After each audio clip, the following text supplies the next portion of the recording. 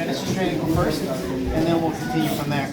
So we have our different leg configurations for what we call ashi. So this would be standard ashi right here. So it's like single leg X. You have your butterfly ashi, which means your outside leg is on the inside and you're stomping. So that would be like your butterfly ashi. Your outside ashi means that both feet are on the outside, like this, in this orientation. And the rule of thumb is whenever you're protecting your feet, your outside foot should always go on top of your inside foot. I never want to do inside foot like this. The reason why is because I'm exposing my heel to a heel hook and I won't be able to defend it. If I'm here, now when he tries to dig for that heel, it's not there anymore, right? He's going to have a real big problem. So when we finish, think about like getting a guillotine.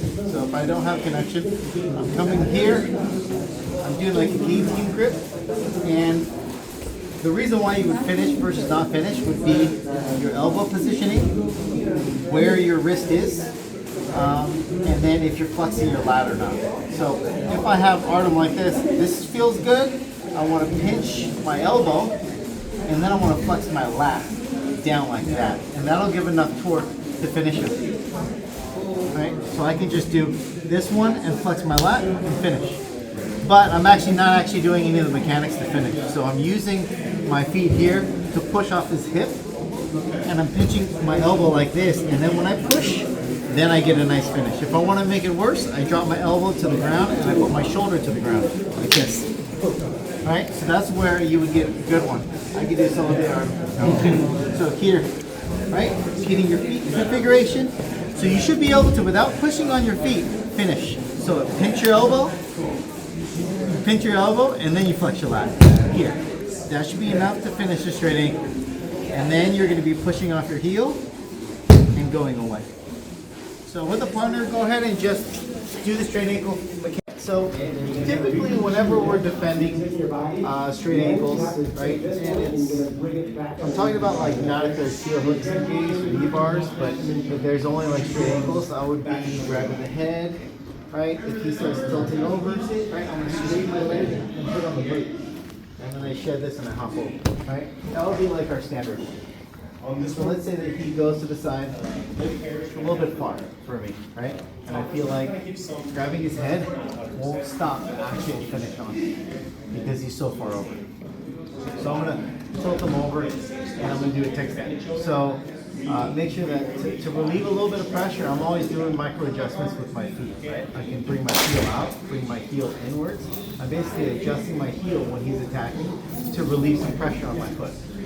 So you could hold here, but it's only going to buy you a little bit of time because he can start pulling his elbow back. Go ahead. Yep, and he can finish it right there. So if he has it real tight and I'm unable to really put on my boot, he's too far away, right hand, retract your left foot and tilt him over. Right? Once I hop up, I have to keep walking in a circle. That makes this leg, the one that's on my hip, really weak. Then I can peel this off, throw it underneath my leg, and then pass, right? Because even though I stand up, I'm not out of the woods yet. Because I see some people standing up like this, my heel's off the ground, he can finish it right here without even changing anything. So your heel has to go to the ground. So here, I retract. I put weight into my heel, I step back, I redirect, and then I pass. I don't really worry about him holding on to my ankle. I just worry about him having this angle versus the ankle. So here, I retract. Weight into my heel, I step back, push, I back step, and then I can go reverse, Toriano, and pass. So that's the first one. Any questions? Yeah, what did you say about grabbing the head? Did you say that would be effective if he was not on his side? Or? Yeah, so like any time where like I can grab his head, if he's like upright, I can grab, I can peel, hop over and then get on the inside. That would be your best option. But if he's so far and he's about to finish, then maybe you tilt him over. Okay, 1, 2, 3. Okay. So I only showed this once before. So I think everyone understands the fundamentals of that type of defense, right? So your first one would be like putting on the boot. On the last one, we did tilt it, and so we're gonna do like a little bolo out of this.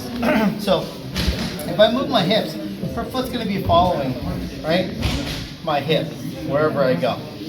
So what I want to do is I want to make sure that I'm tilting my heel towards the crook of her elbow, straightening my foot like that, and then flexing it, just to provide a little bit of relief. I'm going to push this down, and as I scoot, she's going to be following me, right? So my left foot is going to go underneath my right foot like that. So I'm threading here and here. And when she tries to finish it from here, she won't be able to finish it. Now that I'm on her foot, I'm going to push this, I'm going to heist my hips over that foot and drop my knee in that pocket. And now I drop over my shoulder and I have my wedge back in, like that. So it looks like this.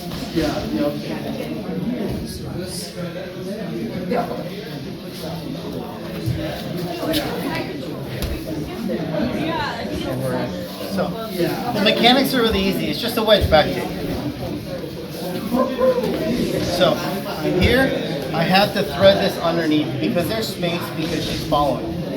I push this down, I hip heist over like this. Hip as low as I need to go, right there. And then I drop my knee and I go over my shoulder.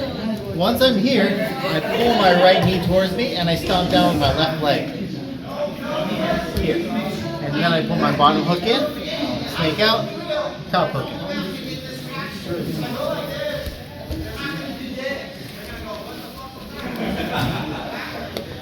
So, right, I have to boot, really flex your foot straight and pull it in towards you. Once I scoot in, my foot goes underneath. I heist over this, I drop my knee, now I can go over my right shoulder, pushing and pulling, putting my bottom hook in, and then giving my seat up. So I'm in the strong side. Questions? Again, one more time. So I'm flexing, I'm coming underneath. Yeah, she's following me. I push, once I clear, I fall. Then I put my hook in and I go. Okay, let's give it a shot. 1, 2, 3. Straight ankles. Let me show you guys how to do the belly down straight ankle, and then we'll show you guys how to beat it. Okay, so we're in standard, right? We just stick with standard. He pushes this down and he hops over. When he hops over, my left foot is going to follow like that. My left foot has to stay underneath his butt or underneath his thigh. Now I drive. Because of the orientation of his leg, I can push this out and clamp this to the ground.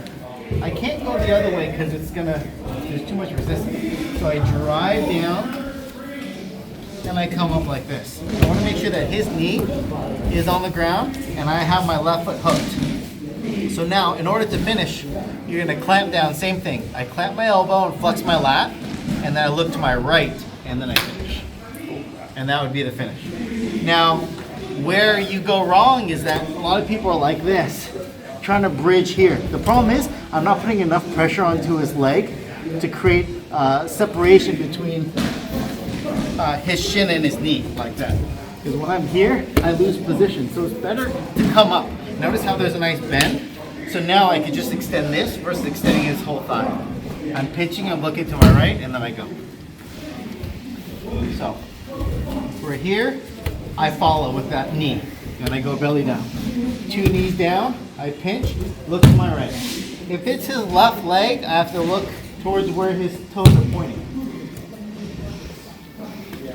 Just turn. So again, here, he hops over, I'm following. Knee comes down here. You could be like this if you want, but for this one, we'll just keep that foot down and we're gonna pinch and look towards the toes. Like that. You don't need 2 hands to finish belly down. If you're in gi, grab your collar. And belly down straight ankle is legal for every single belt in gi, right? White belt all the way up. Okay, 1, 2, 3. This one's all about timing, and it works in training. So when he's over here like this, I know I'm going to be controlling this. In order to stop him from doing belly down straight ankle, you have to control this knee. If I control this knee, I win this and he won't be able to go belly down. Same thing, if I'm here and I hop, if I can control this knee from, go ahead and go, control this knee, I can win that battle. Well, let's say we don't control the knee for whatever reason. So, once we're here, I hop. Once he starts following me like this, I go to my hand, my other hand goes here, my left leg goes over the top. Like that. Oh, wow. And the thing is that when we do it right away, it's really hard for him to keep it. So here, and I go, and then I'm here. The legs will always fall because there's just too much torque when they're falling back. So it's right hand far, left foot far, right? I want to get like where he is going to be on his back and his legs are falling. So we're here, once I feel him go, I'm here.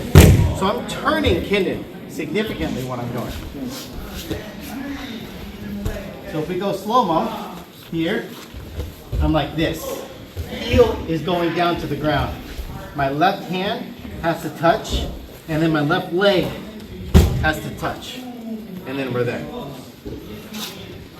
It's really fast, and even if you don't get it, it'll still relatively work. So if he's here, right? There we go. Okay, this is like a fast, easy counter. Questions? It's a good time. All right, 1, 2, 3. So he's here, I push, I hop over. He's all the way here. I'm kind of screwed at this point. So there's a lot of things you have to consider when you're trying to get out of belly down straight ankle. One thing is posture. If he's lower on the ground, it's harder for him to finish. So I want to thread my left foot inside. If there's not enough space, push his foot out like this.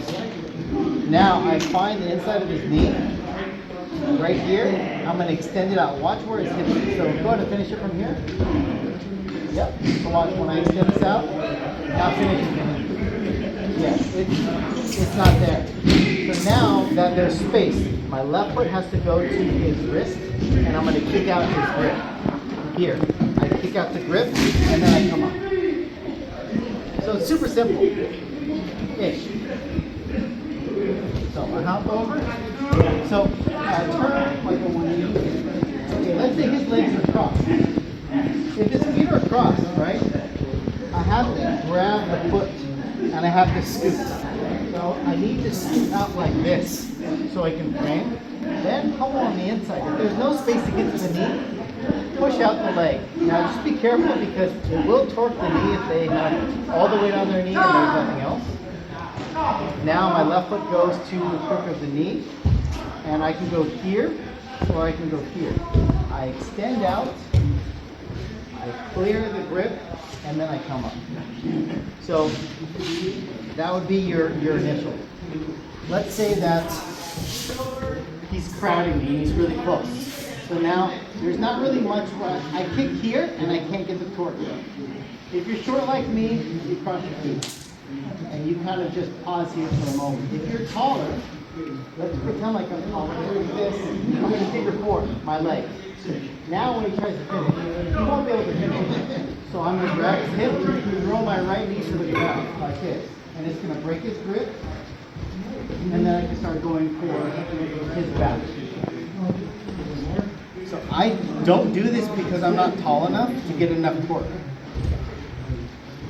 So typically when he's close, I'll just cross my feet, I'll kind of weight out a little bit. I can even put on my boot like this and then start to come out. But if I have long enough legs, I scoot my hips, I'm going to figure 4. And then you're going to flare open and then pop up and go to his back. But ultimately, the one I want to focus on is the first one. So we're here, right? We're going to open this up, or if you can reach, right here. I usually keep control of the hip. I kick this out. Now there's no way you can finish. I mean, there is, but it's a lot harder. My left foot goes onto his grip. I kick this out and slip my heel out. And then I can come up and then take it down. So that is your late escape for belly down straight ankle. Any questions? If you have long legs, figure 4, go to your knee. It's going to be really nice for you. All right. 1, 2, 3.